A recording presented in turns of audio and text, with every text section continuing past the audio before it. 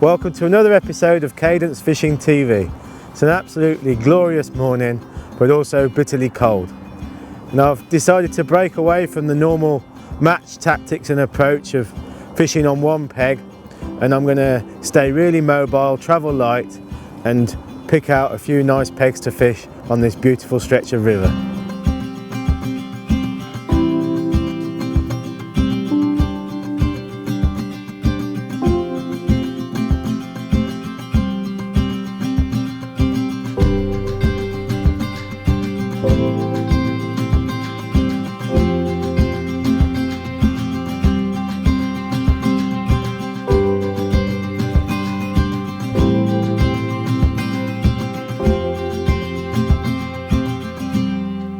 Well, this is a likely looking spot and the peg I'm going to fish to start with. I mentioned how cold it's been.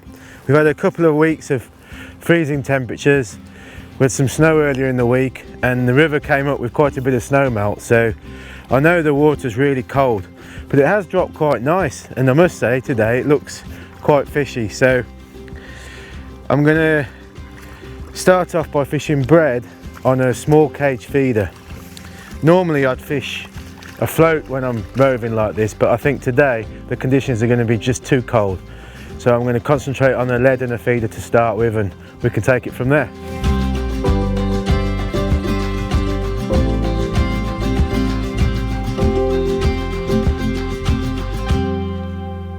I do like a stealthy approach when I'm fishing like that, but it's not always easy with Monty because he quite likes a paddle. But of course, when you're chub fishing, they are very, very wary fish, so you want to keep low and keep as quiet as you can.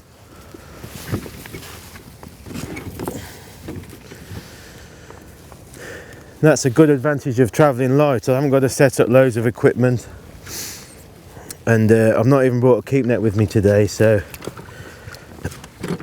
hopefully if we catch a fish we can photograph it and get it straight back. I fish this stretch of river a lot. I really love it because it's so reliable. It's an area of the upper Warwickshire Avon, just downstream of Warwick. It's got a great head of fish, including chub, barbel, dace, roach, even the odd carp. But it's the chub today that I'm focusing on because typically they're the most reliable species when you're fishing in the middle of winter in tough conditions like this. Well, I mentioned the fact that chub are reliable in these kind of conditions, and I'm starting off with a really positive bait, which is a good sized piece of bread flake. I'm fishing that on a size 8 hook, and I'm not going to feed anything in the peg apart from just a bit of liquidized bread through this small cage feeder. I don't want to overfeed the fish. In my mind, I just want to try and attract a chub by obviously casting that small amount of liquidized bread into the river, and I've got a great target bait for the chub to hopefully home in on. But with it being so cold this morning, with it being a hard frost, I think we might have to wait a while for a bite, but you never know with chub.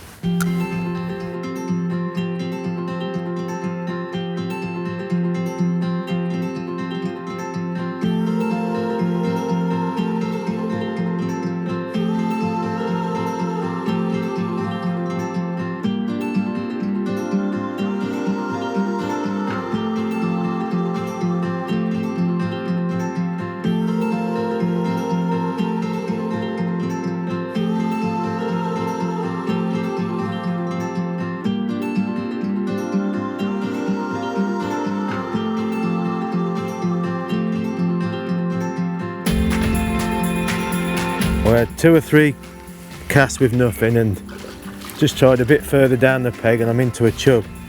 I've got to be careful here because it's so snaggy on the inside.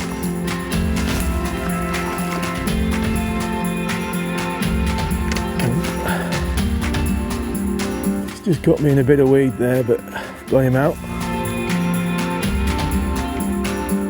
I'm not fishing really heavy, so got to be a bit careful.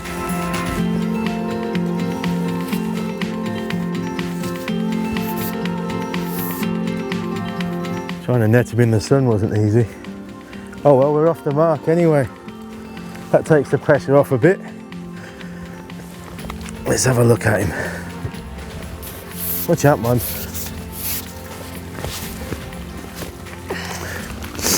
Well, not the biggest chub I've caught from this stretch, but it's a lovely fish. Looks like a bit of an old warhorse. Got a big head and quite a sleek body. But he's in good condition. What a welcome sight on a cold morning like this. Well, I've just caught that one and revived him in the net, and I'm going to just sneak about 10-20 metres upstream and return him up there so I can keep him out the shoal. But I'll be really quick so that he's not out of the water for too long. Yeah, I often like to do that when I'm roving. If you return the fish where you're fishing, you risk the chance of perhaps spooking the rest of the shoal, but there we go. Well, an absolutely wonderful chub. It's got to be nudging £3, that one. There he goes. Oh, that water's really freezing. I don't know how Monty just stands in it like that.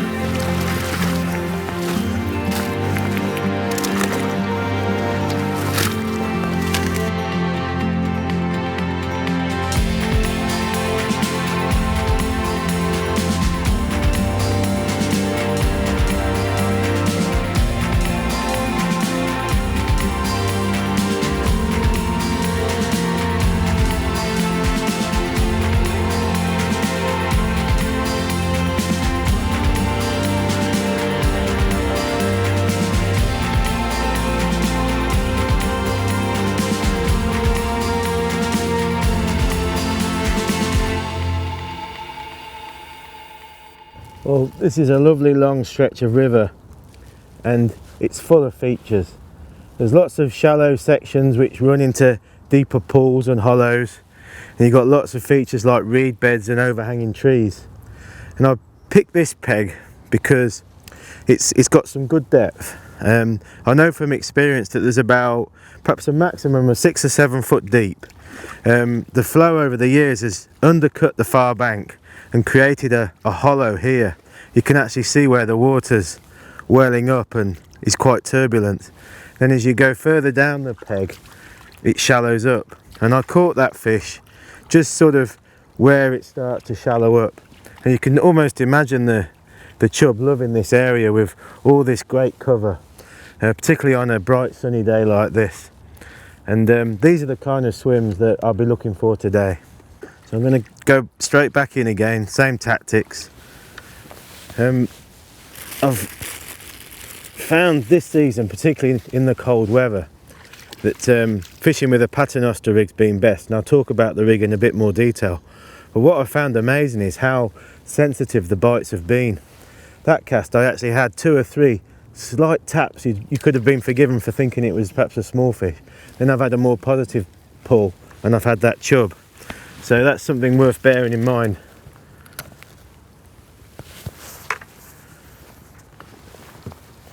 So that's back into position. Just let the feeder, I just like to feel the feeder to the bottom and then just gently tighten up. So in this situation I'm not really fishing with a bolt rig like perhaps when you're fishing with a maggot feeder or if you're fishing with baits like pellets. So I'm actually having to hit the bites. So that's why I like to just rest the rod on my knee like this, and I've got hold of the rod so I can react to any bites very, very quickly. When you're bread fishing and fishing bread flake like this, you can't leave the bait in for too long, because with time, you know, the bread flake's going to dissolve and break down. And I do find that you tend to get a bite quite quickly anyway, sometimes even on the drop.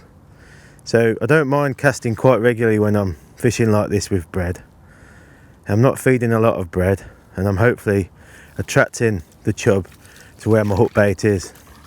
It's quite an awkward peg to fish with this overhanging tree here and the reeds extending out in front of me, so I'm having to do a underarm cast to try and just flick it out underneath those trees as close as I dare. But I just love this kind of fishing. It's so exciting and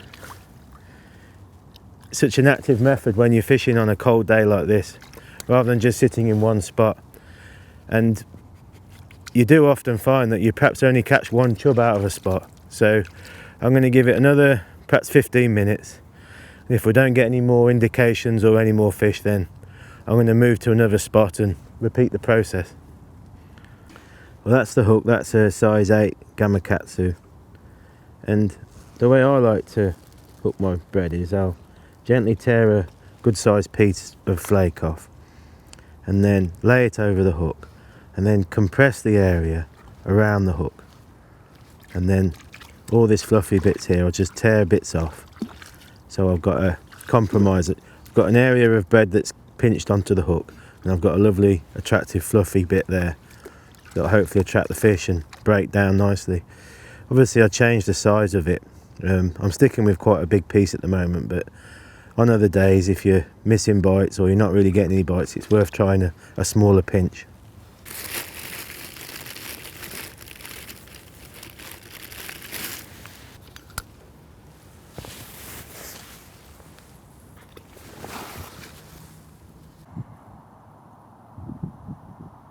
Well, no more bites from this peg, so I'm actually going to just try slightly further downstream first, and I'm going to go upstream and fish a completely different area.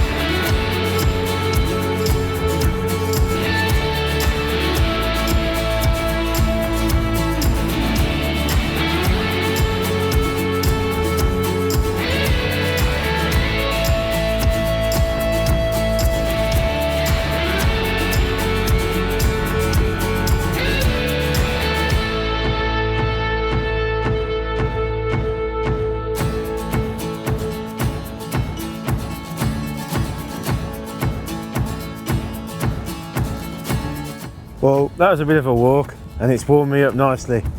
I'm fishing up towards the top of the stretch, and this is a much wider area of river where there's a huge S-bend, and this bank here on the inside can hold chub, so I'm going to try it.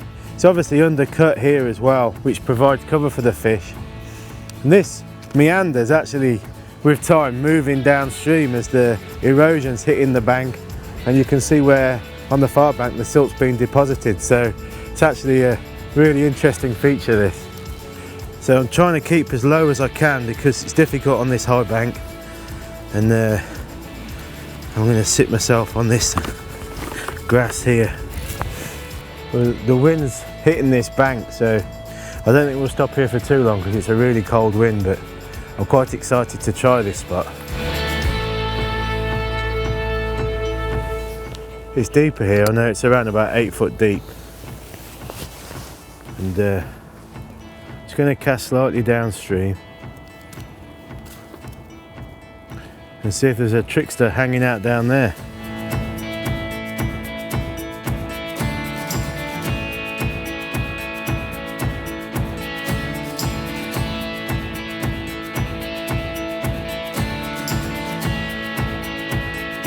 I've had 2 casts and a couple of plucks from something, so gives us some confidence. Let's hope it's a nice big chub.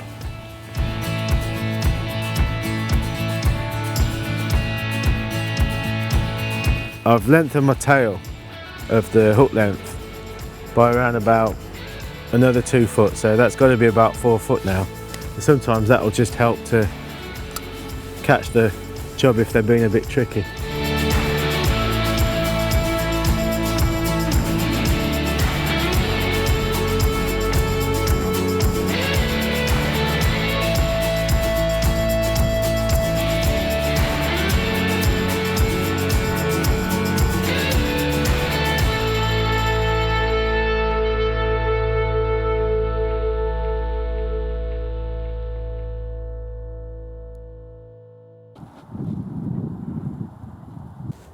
Well, that did the trick. Had another couple of only real taps on the tip. I struck and I've got another chub, so he's definitely been a tricky fish. I'm going to try and stand up without falling in.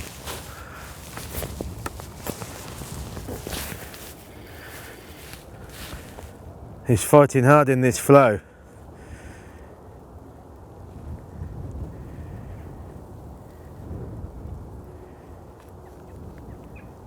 It's not an easy swim to fish this, but it does hold some lovely fish.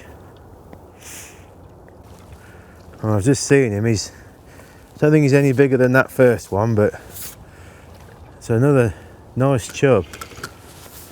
I'll just see if I can. He's been trying to get me under the bank. There we go. Lovely.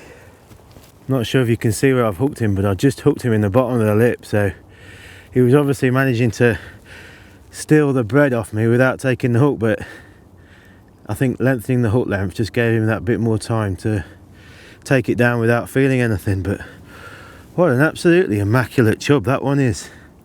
He's scale perfect and so beautiful, shining in the sun. Right, I'm going to hook him and get him back, and perhaps have another couple of casts here, and if we don't catch anything else, then I'm going to move down to another spot. Well, that's the reward for walking up to this top peg, and despite the cold conditions, absolutely beautiful chub. Let's get him back.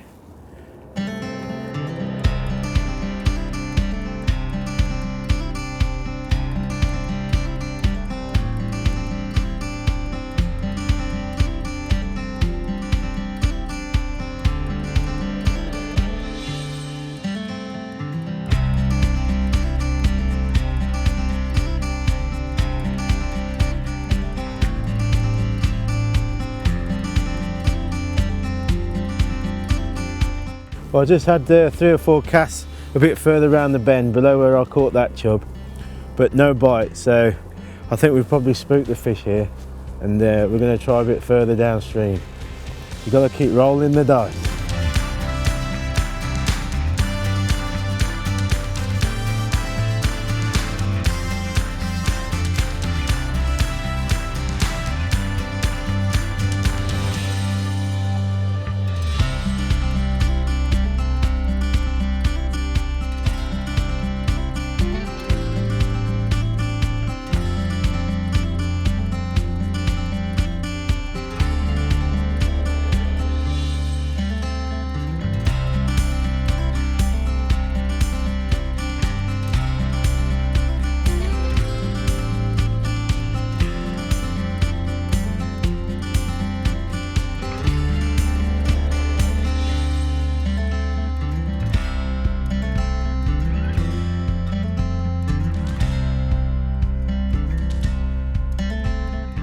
Well, this is a nice looking swim.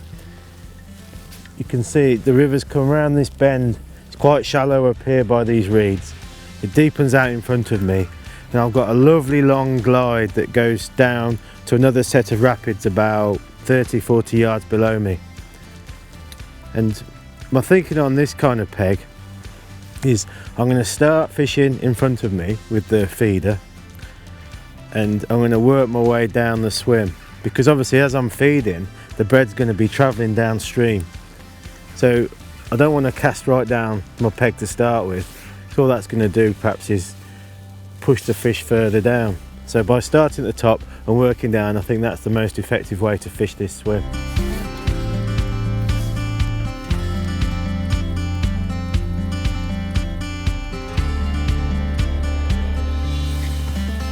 It's actually a really nice peg to fish the float on this one, but as I mentioned at the start, just because the fact that we're fishing in such cold water, I think float fishing is going to be almost impossible today, and fishing a static bait on a feeder I think's much better when you're faced with really cold water conditions like we are today.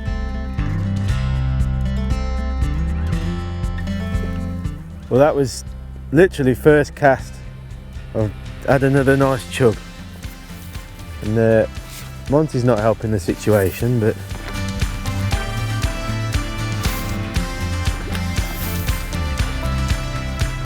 I caught it right over towards the far bank, and just shows what I was on about. You quite often do get a fish straight away when you swim when you're roving like this, and that's definitely been the pattern today. Just catching one chub out of each swim and then moving on to fish another one.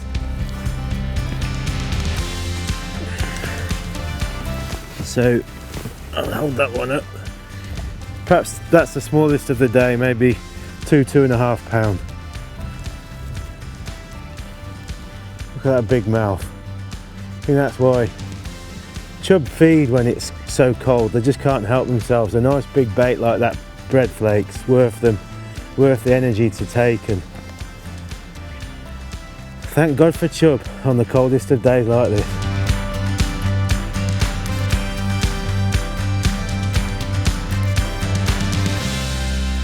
Well, there you go, we'll put that one back. Go and tell your mates about that bread. Well, I think we've definitely spooked the fish here, so time for another move. It's 3-0 at the moment. Let's see if we can make it 4-0. Whoa.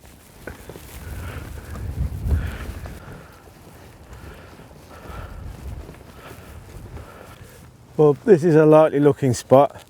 It's coming off some shallows, and there's a decent deep hole here where the bank's undercut, so I'm going to try literally just dropping some bread right off my rod tip down below this bank.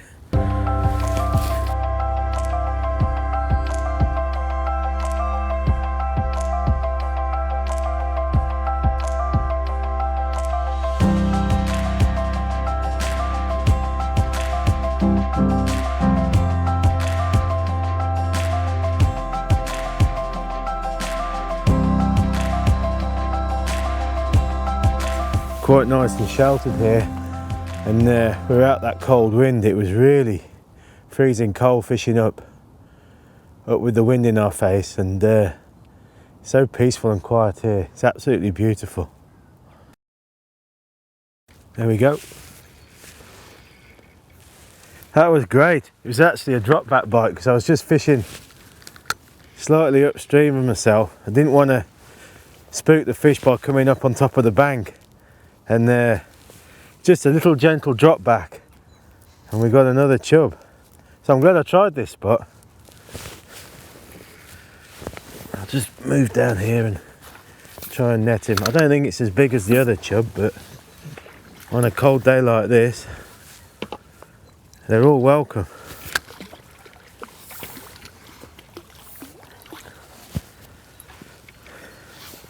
Wonderful. You'll notice I'm using a long landing net pole. This is 4.2 meters, and it's so useful when you're roving and fishing different swims like sometimes you're faced with a high bank, or when you've got weed that extends right out into the river.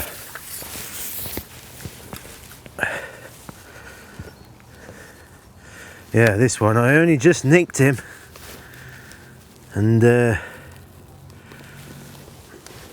I don't know how big that one is. Chappie will probably give me a pound, but I think it's more like 1.5 pounds. Looks like it's got a bit of an injury on its top there, whether a cormorant or something's had a go at it, but oh, I'm pleased with that one.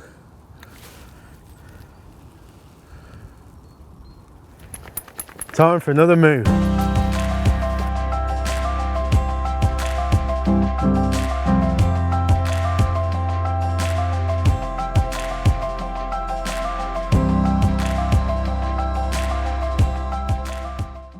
The rod I'm using is our CR10 13-foot feeder number 2, and I love this rod for fishing on small, medium-sized rivers like this.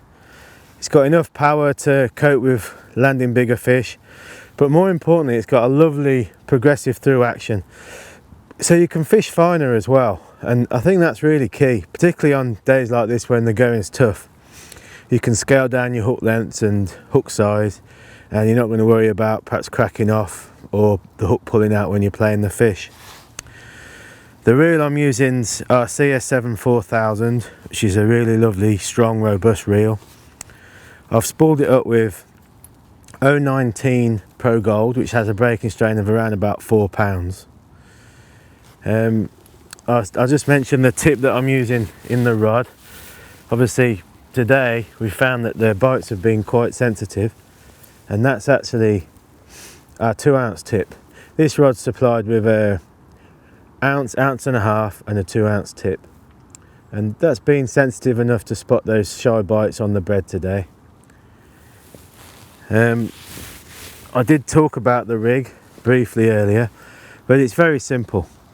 Basically I'm using a paternoster rig. So you can see there I've got the cage feeder. That's a Drennan Mini, and that's 30 gram. And I've got it on around about a 5 or 6 inch paternoster tail. And I found that to be the best rig when I'm fishing bread like this. Rather than perhaps fishing it in a loop or between 2 stops in a bolt fashion, because I think you can read the bites and spot the sensitive bites better with that. And hook length is 017 Pro Gold, which has a breaking strain of 3.4 pound. So, you know, I'm fishing with a decent sized piece of bread, and I think that balances nicely with that hook length. If I was fishing a really snaggy peg, like perhaps a peg that we're going to fish next, I might scale up to 4 pounds straight through. But I'm sure that by fishing a bit finer like that, you're going to get more bites on the hardest of days. And hook wise, that's a size 8 Gamakatsu, which is, it's a lovely fine hook. So I think it makes the bait, particularly the bread today, the bread flake, move very naturally in the water without being too heavy. Super sharp, but still very strong.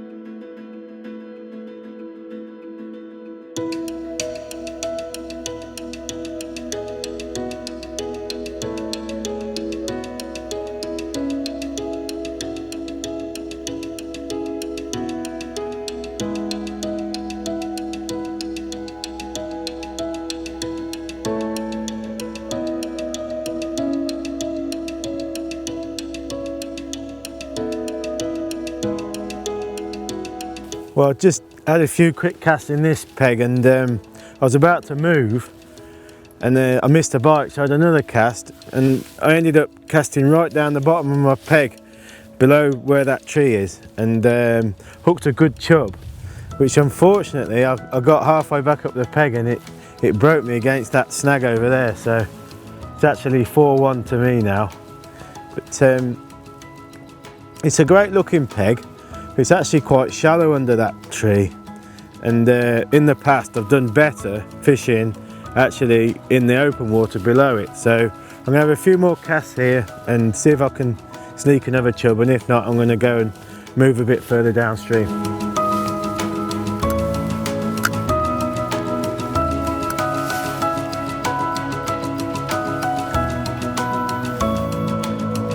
Obviously a feature like this is what you'd normally head for when you're targeting chub, and obviously provides a lot of cover for the fish to hide under and to hang out, but just proves the value of roving really, because you're maximising your chances of finding out where the fish are. I've fished a few spots today where I've not had a bite, so it just proves that you know, there's not fish in every peg, and you do need to keep moving and trying different spots just to locate where the fish are. I managed to hook another one right down the bottom of the swim, and he's having a good scrap on the way back up trying to get under that snag. I think we missed a bite because Chappie was just having a bite to eat. But I was annoyed to lose that one before, because it felt like a really nice fish, but at least we got another one out this swim, and we've still got a few other nice nice pegs to fish yet. Yeah, he's not a monster, but he's fought really well in this flow.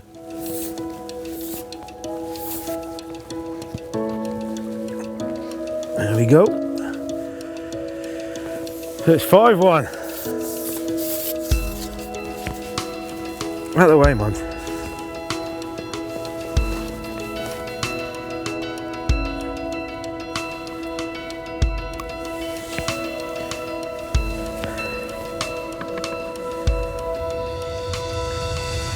Well, that one's another absolutely scale perfect chub. Absolutely beautiful. So I think that one's feels like about a 2.5 pounder, that one.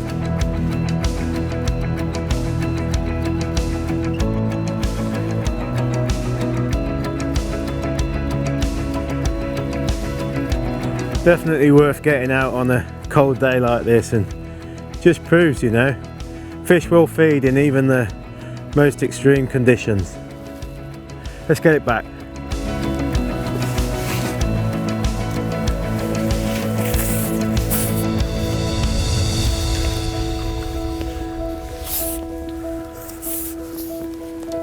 Okay, I think we'll have another move now and try another spot.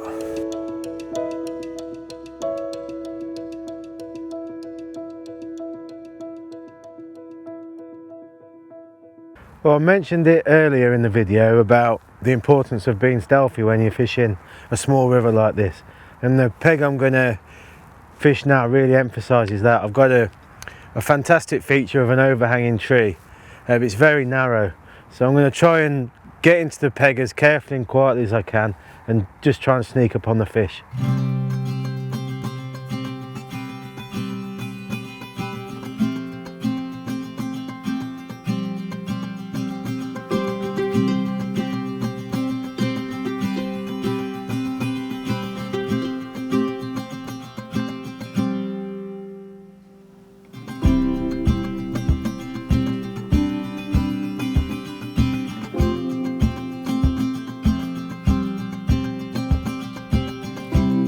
Well, as you can see, it's a bit of a lion's den, this peg with this overhanging tree. And to start with, I'm going to just fish the feeder a little bit away from the snags and just try and hook one before I go too close. I've actually stepped my hook length up to a 4-pound hook length, just to give me a bit more chance if I do hook a bigger chub and get it away from those snags.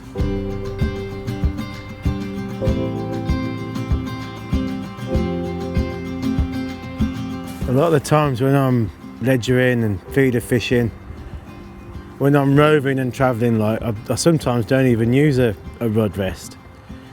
As you sort of fishing different spots in your swim and casting to different areas, you need to adjust the angle. So I just find by just holding the rod like this, I can get the perfect angle to register the bite. And I think that's a good advantage of using a feeder rod like this 13-foot feeder rod, because they're so lightweight and so easy to hold whilst you're waiting for a bite. And it goes against the sort of traditional Avon style rods with a test curve of perhaps 1.5 pounds or 2 pound, but as I mentioned earlier, I like to fish with a feeder rod because it means I can fish a little bit finer with a bit more finesse and not worry about perhaps cracking off and losing fish.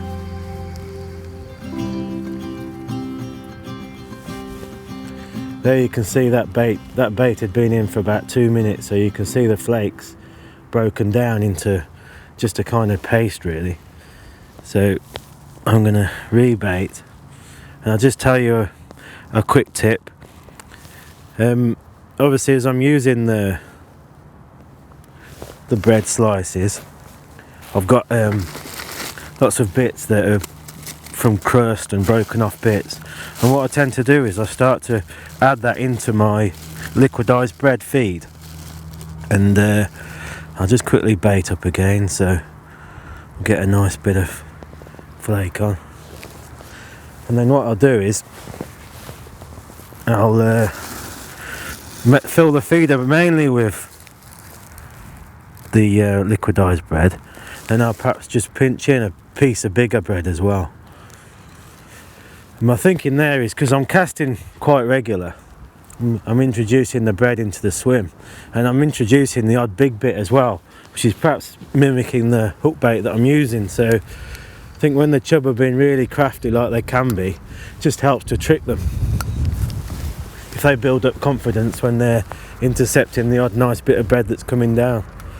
Right, I'm going to try a little bit further down the peg this time, without going up the tree. We'll see if there's something just hiding down there.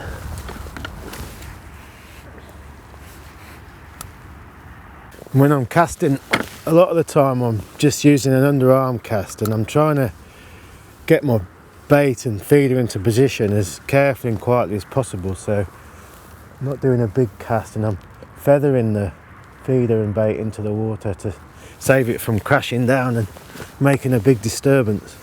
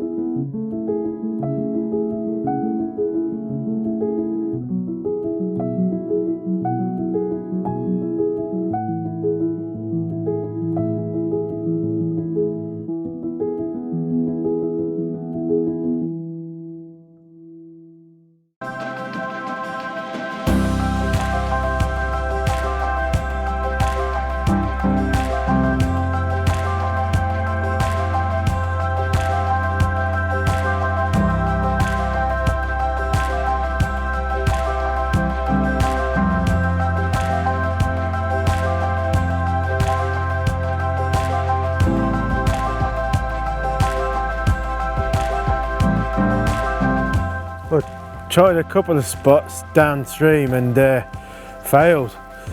I just fancied a look at this swim here. I know it's not very deep, but there's a nice snag over there that's obviously held this fish anyway. So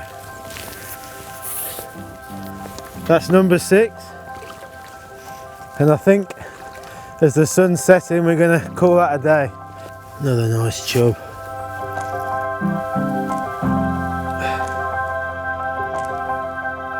What a lovely way to end the session. The temperature's definitely dropped, and it's proving difficult to get a bite, so I'm quite relieved to get that fish just to finish off what's been a great day. Thanks for watching.